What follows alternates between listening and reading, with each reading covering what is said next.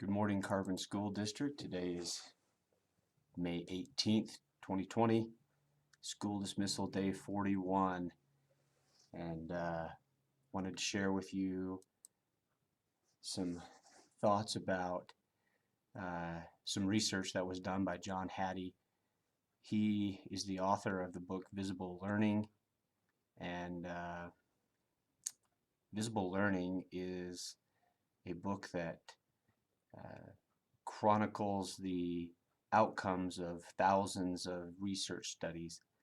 John Hattie didn't do any of his own research, but what he did was he took the research that was done by anyone who's ever done research and over the course of many, many years, collected all the research on different topics regarding student learning and teaching, and was able to rank them all. And he used this scale. The scale that you see here is the scale that he uses that goes from 0, it goes actually below 0, minus, all the way up to 1.2, and the scale indicates how well something works. And if something works really well, it's up in the blue area. If it actually harms students, then it's over here in the red. So if you look at the red, we're looking at a decrease of achievement. So anything that falls in this area is something that has a negative impact on student learning. In other words, you implement this, the students don't learn. They don't just not learn, they actually get worse. In this zone, students could achieve the same level of growth just because they breathed for a year. So if we're doing something that falls in this area, it's having no positive impact on students. This area is typical growth that you would see, as the effects of teachers on students in a year of instruction. You'd expect them to improve a year's worth of growth in a year.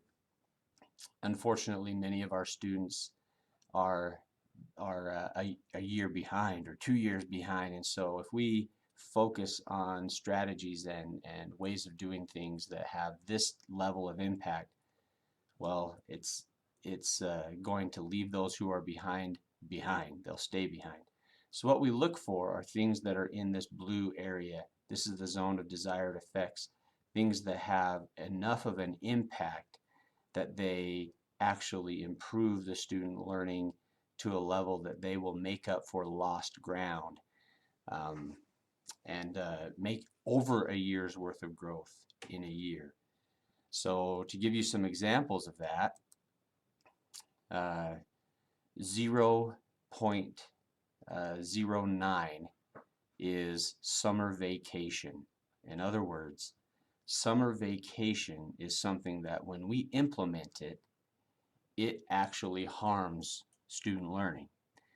Students come back with a decreased achievement from where they were at the end of the school year. We know this, and this is just a reporting of what common sense already tells us, and those of us who have lived with the effects of summer vacation understand it.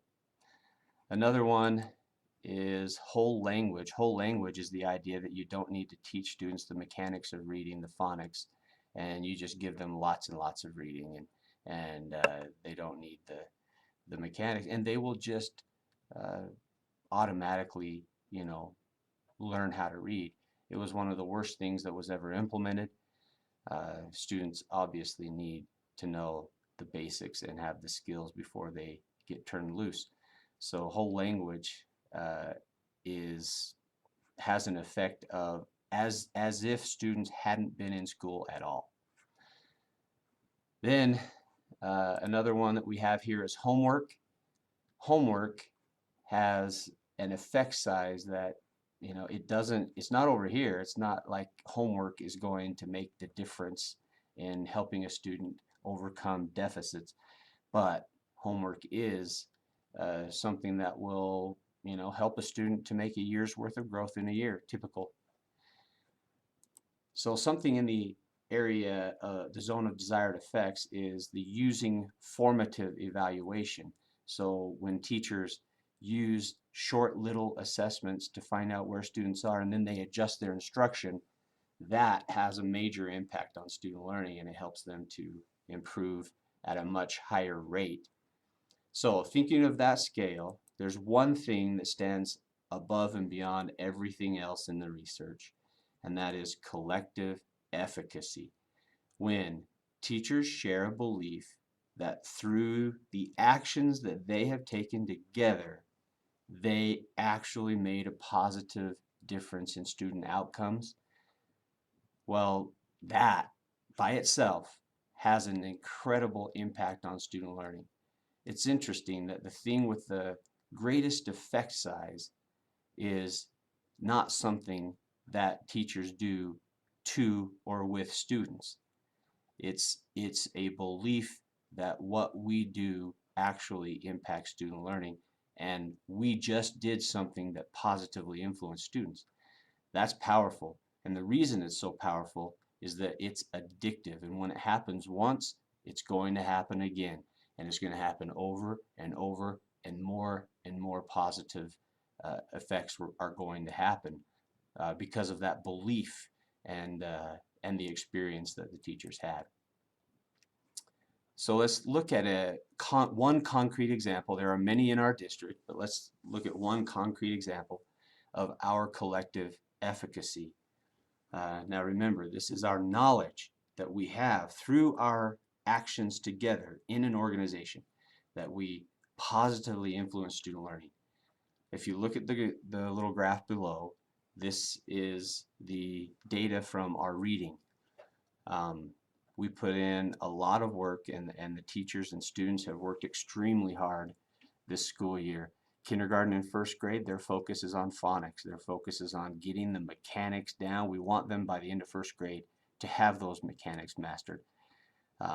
So this is a depicting the data on reading level.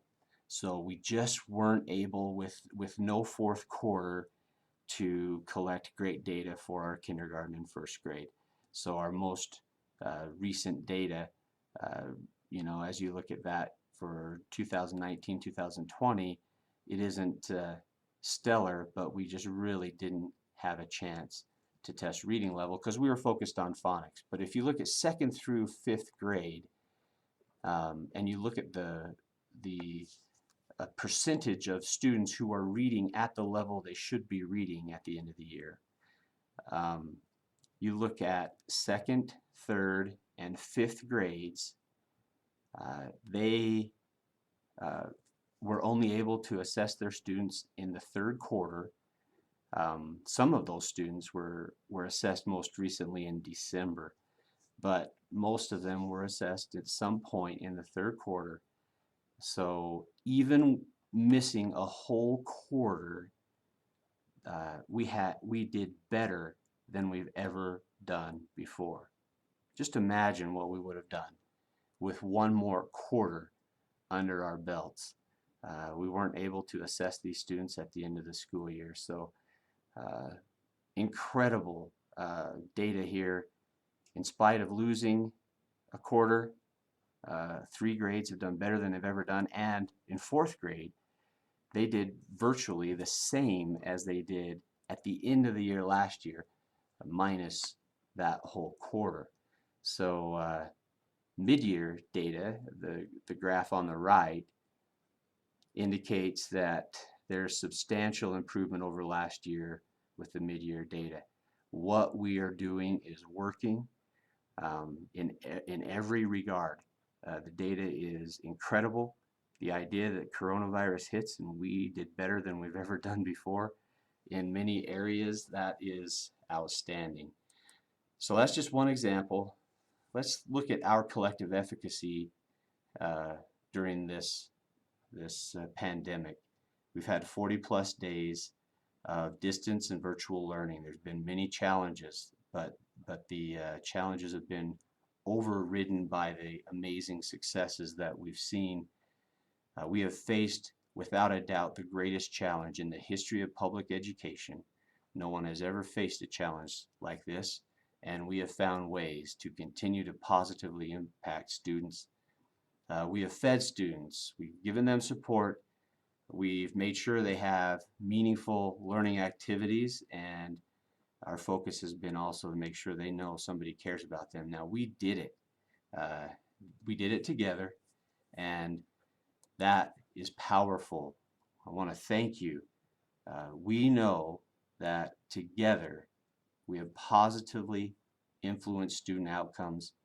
That is collective efficacy. Now, because we know this, we know that we can do it again.